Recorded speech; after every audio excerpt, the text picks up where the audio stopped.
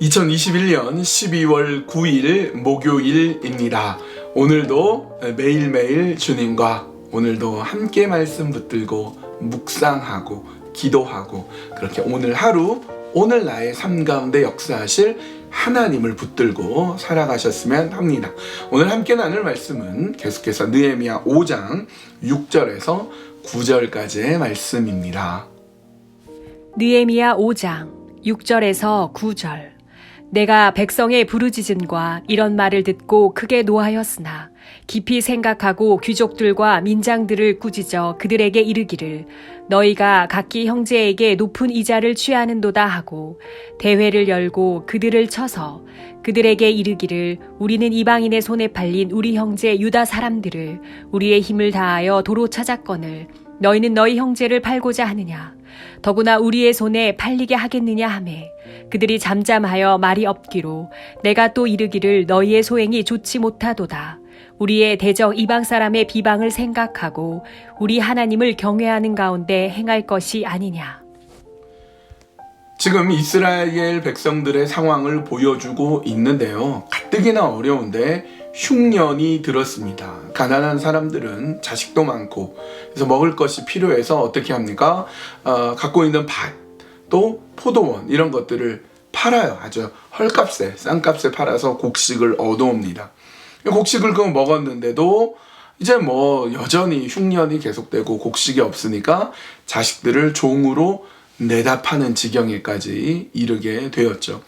어제 우리 흥부와 놀부와 흥부 얘기했어요. 이렇게 같은 형제인데 한쪽은 아주 부유하고 한쪽은 가난한 상황에 있는 그 상황에서 우리가 알고 있는 흥부전에서는 이제 제비 다리를 고치고 박신을 물고 오게 되는데 느헤미야 시대 때 이 어려움은 어떻게 했는가? 도대체 느헤미야는 과연 어떻게 이 문제를 해결했는가? 박씨가 나오냐, 제비가 나오냐, 어떻게 되는지 한번 보겠습니다.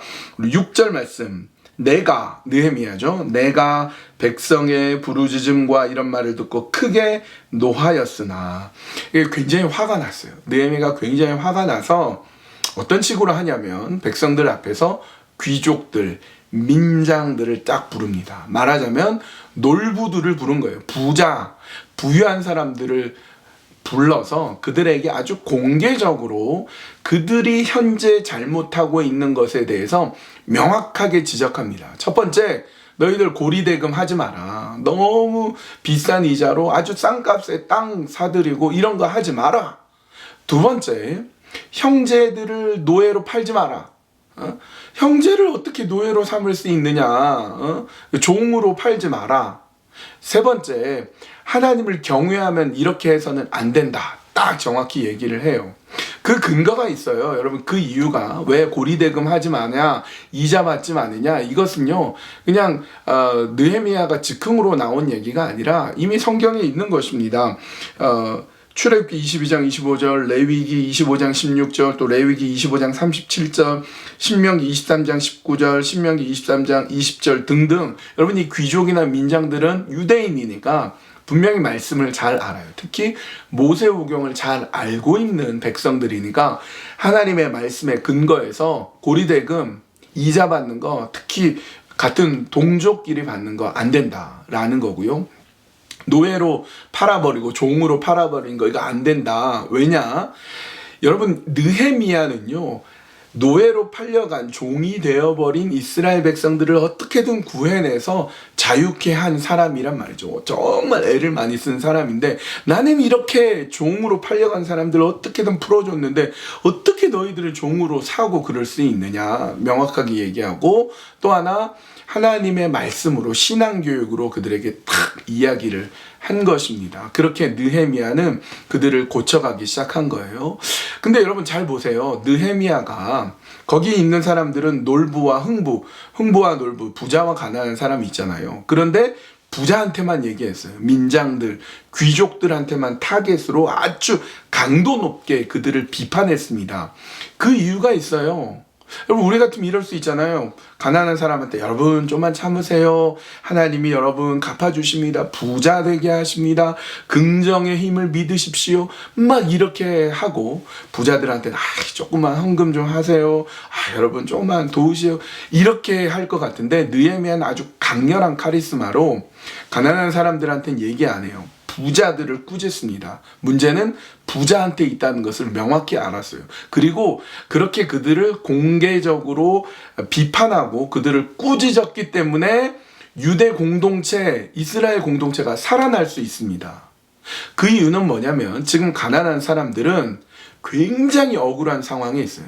그들의 갈등, 그들의 고민, 그들의 아픔이요, 굉장히 임계점까지 차올랐어요. 그들이 자식들까지 종으로 팔아서 겨우 먹고 살 정도인데 이젠 더 이상 팔 게 없으면 어떻게 돼요? 폭발할 수 있어요. 폭발. 여러분, 외부의 적과 내부의 적이 있을 때 외부의 적은 차라리 쉬워요.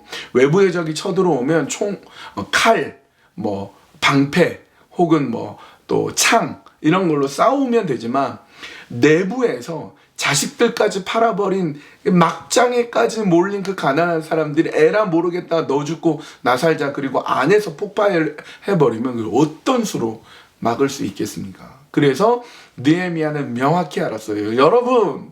여러분들 그렇게 고리대금 하면 안 됩니다. 이자 받아서는 안 됩니다. 하나님이 얼마나 무서운지 아십니까? 나는 이스라엘 백성들을 어떻게든 풀어주려고 했는데 어떻게 종으로 삽니까? 아주 강도 높게 비판을 했더니 오늘 본문 8절 끝에 뭐라고 돼 있어요? 그들이, 부자들이죠. 그들이 잠잠하여 말이 없기로. 아무 말도 못합니다. 명확하거든요. 정확하게 지적했기 때문에 그들은 아무 말도 못합니다. 그래서 이제 그들을 향해서 이제 구체적으로 어떻게 공동체를 살릴 것이냐, 그러면 그 다음에 무엇을 할 것이냐, 이제 느헤미야가 행동 규칙을 하나씩 얘기하게 됩니다. 우리 내일 말씀을 통해서 확인하도록 합시다. 여러분, 오늘 우리에게도 그런 마음이 필요합니다. 하나님 주신 그 마음에 따라서 작은 것이라도 베풀 줄 알고 나눌 줄 아는 것. 현재 나도 한 3개, 4개가 필요하지만 2개가 있다면 하나는 갖고 하나는 나눌 수 있는 그런 마음. 특별히 크리스마스는 우리 성탄을 기다리는 우리 대림절은 예수님의 그 사랑을 기억하면서 나눌 수 있는 그런 공동체가 되어야 합니다. 가난한 사람, 어려운 사람, 정말로 필요로 한 사람에게 나눌 수 있는 마음 하나님 나에게, 우리에게 허락하여 주시옵소서. 그렇게 기도하고요.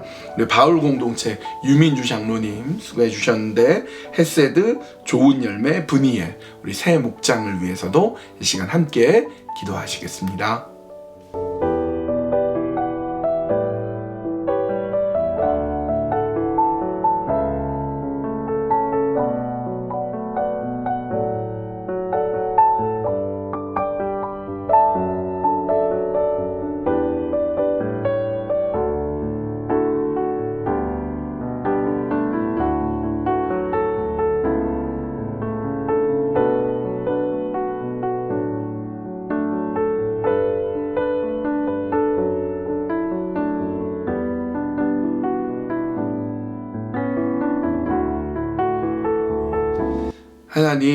하나님의 인도하여 주시고 이끌어 주심을 또 찬양을 올려드립니다. 이스라엘 백성들 안에 많은 불공평이 있었고 부유하고 가난한 자 사이에 많은 큰 격차가 있었습니다. 오늘도 어쩌면 비슷합니다. 그러나 내가 조금이라도 있다면 그것을 나눌 줄 알고 하나님의 말씀대로 섬길 줄 알고 베풀 줄 알고 그래서 함께 살아가는 공동체가 되도록 인도하여 주시옵소서. 추운 겨울에 어렵고 힘든 사람을 생각하며 우리의 작은 것이라도 나눌 수 있는 그런 마음을 오늘 우리에게 허락하여 주시어서 그래서 하나님 기뻐하시는 그 뜻을 온전히 이루어 가도록 하나님 도와주시고 이끌어 주시옵소서. 바울 공동체를 위해서도 이 시간에 기도합니다. 헤세드, 좋은 열매, 브니엘 기억하여 주시고 우리가 서로 나눌 수 있는 마음도 허락해 주시고 우리 목장을 통하여서 허락하신 하나님의 크신 은혜, 크신 사랑이 우리 목장에 넉넉하게 넘치도록 인도하여 주시옵소서. 예수님의 이름으로 기도합니다. 아멘. 예, 우리 12월 중순을 이렇게 지나가고 있습니다. 성탄도 있고 내년도 준비하는 그런 시간을 보내고 있는데요.